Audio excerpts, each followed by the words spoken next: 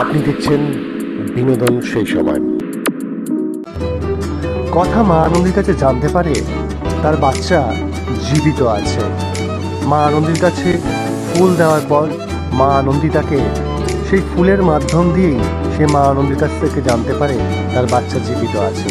সে মনে মনে ভাবে যে কথা আমাকে অবশ্যই পাচক মশাইকে জানাতে হবে বলে সে যেতে চায় এবং হঠাৎ করে মাথা ঘুরে পড়ে যায়।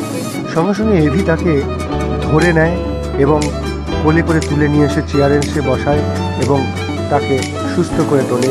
সে আস্তে আস্তে ঠিক হয়।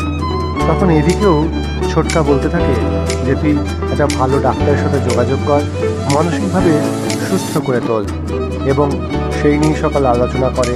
তারপর যখন কথার পাশে গিয়ে এভি বসে খাটে, সে হঠাৎ চিৎকার করে ওঠে।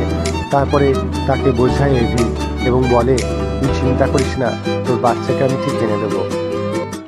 কথার এই ট্রমা থেকে কি কথা ফিরে আসতে পারবে? কথা কি স্বাভাবিক ছন্দে স্বাভাবিক জীবনে ফিরবে? এই সব কিছু জানবার জন্য দেখতে থাকুন বিনোদন সেই সময়।